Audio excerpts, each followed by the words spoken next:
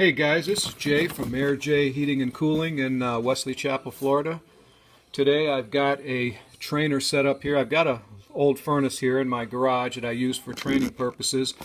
And today we're going to talk about condensate lines. I've set up a old evaporator tray on this top of this furnace, and I've plumbed in a condensate drain. I don't have a float switch or a secondary drain. I have all that plugged up right now, but you can see I've got a P-trap set right at the condensate drain. I have T's before and after the P-trap, and they're capped right now. The drain goes down to the floor here, comes back up about 16 inches into a bucket, and that would simulate a typical drain that we see here in Florida, where the condensate drain will actually go under a slab and come out into the garage, or I'm sorry, come out into the yard somewhere and then stick up out of the ground. And we've had problems in the past with when we come across systems that have two traps, and I've always heard from technicians and contractors and blah blah blah that never put a double trap on a system, and but I've never had it explained exactly why you don't do that. So I figured I would make up a little trainer here and figure out why this happens. What I'm going to do here in a minute is put some water in this drain, and most people's logic would tell them that as long as this water is going in a drain higher than where it's coming out, that we would have no problems draining this water out of this pan. And this is a freshly vacuumed drain line here. I've hit it with the vacuum. I've pulled all the water out of both traps. There's the vacuum. How's that? And what I'm going to do now is I'm going to put some water, slowly dribble some water here into this evap pan and fill this system up. See if we can get some drainage going here. This is simulating a nice hot day in Florida where we're making tons of moisture. And we've got a garage out in the, or a air handler or a furnace out in the garage. We see that quite often here. And if it was an air handler, this would all be below it, but if it was a furnace like this, it would be on top. But I'm running some water in this drain right now, and I'm assuming the first trap is filling up, and then it's heading down to the second trap.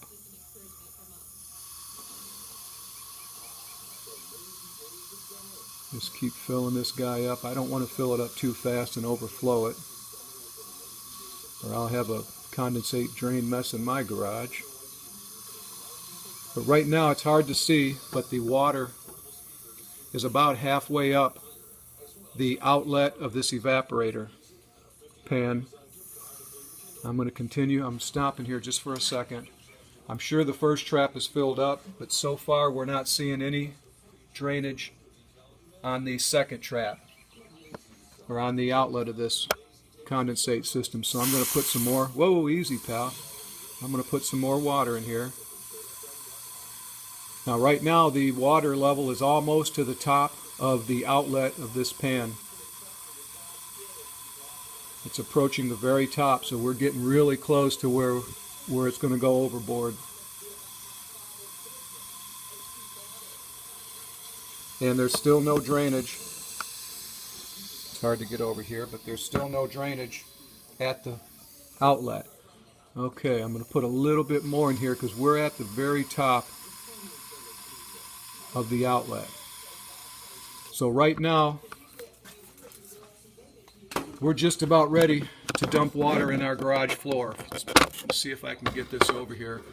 It's tough to see, but this water is already over top the outlet of this drain system, and we haven't got a drop out of the outlet yet.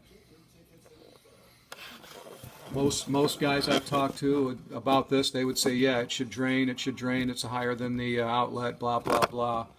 But we've got something going on here. What I'm going to try to do, I've also heard guys say that you need a vent after the drain trap, after the first drain trap, which would be this guy. I got a vent here and I got here. What I'm going to do is I'm going to open this one. I'm going to take this guy off. You can see nothing's happening. Nothing going on, nothing changed. We still got a bunch of water in our pan. So now I'm going to pull this trap off here. And I'm going to get up here close, see if you can hear it. And there we go. We've got a bunch of water draining really nice now out of our system.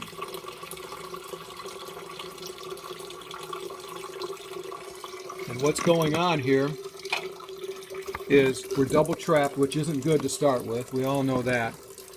But our trap on the ground is 16 inches high. Trap up here is about 2 inches high. This P-trap is about 2 inches high. As soon as the water starts going into this outlet, into this trap, it'll fill this trap up, which creates an airlock between here and down here. And a little bit more water will start putting water down into here. And then this trap will start filling up.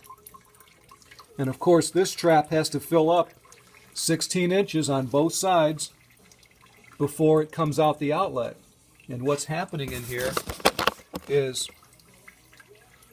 as this water is filling up into here, the air is now trapped. There's air trapped in this pipe right here, because we have a water trap right here and we have a water trap down below. So there's air trapped in this pipe. As this water raises up, it pushes against that air, and slightly the air is all of a sudden getting pressurized.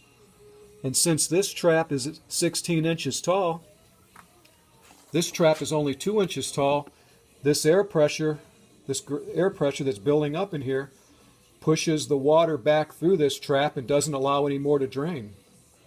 So it continues filling up the pan. We can vent right here like I did.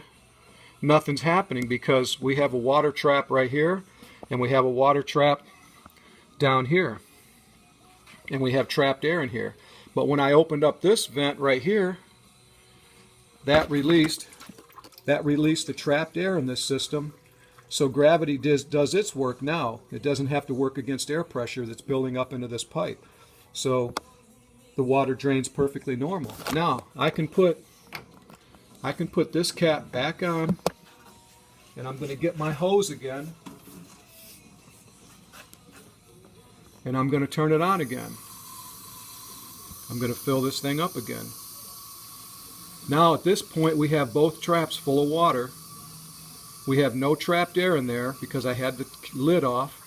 I put the lid back on, and our air conditioners run again in Florida. It's nice and hot and muggy. We're making a bunch of condensate. And now we look down here. We're draining perfectly normal. As quick as I put it in, it's coming out.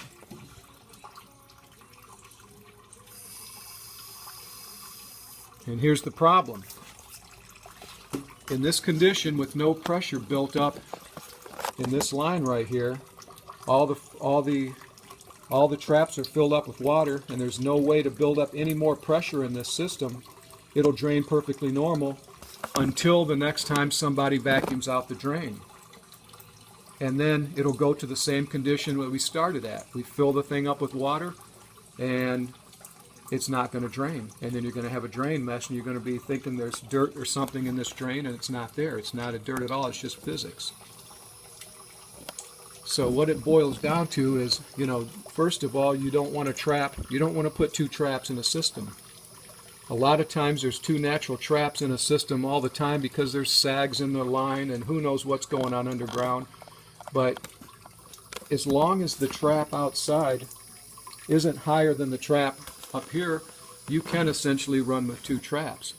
And if you do run with two traps, always vent in between the two traps and a higher area than the first trap, and it'll vent perfect. It'll drain fine. But normally we remove these traps, and if it's got one in the ground, we remove it, and sometimes vent it anyways. Even if it does have a trap there, we usually pull them out. But this is the reason why these systems will sometimes drain and sometimes they won't. And one of our biggest callbacks, of course, is condensate drains. usually because of dirt, but every now and then we run into something like this where somebody double trapped it and it worked fine until somebody vacuumed it out and pulled all the water out of the traps, and then as soon as it starts working it plugs up again and they're calling us wondering why their garage is full of water. But hope this helps, and like I said, try not to double trap if you can. Sometimes it's going to happen no matter what. You know, the codes require a trap on it somewhere, and you may have double traps and sags in the lines going through an attic or whatever, and you have to put a trap somewhere in the system. We typically put it outside for the inspector to see it, and you still may have double traps in the system that can cause you problems like this. So if you're in doubt, just put a vent somewhere in this thing to where if it is double trapped, it'll drain properly. Make sure that vent's higher than anything else, so that a float switch or something will shut it off if it does build up, if it does actually plug up with dirt or something. But hope this helps everybody. Talk to you later.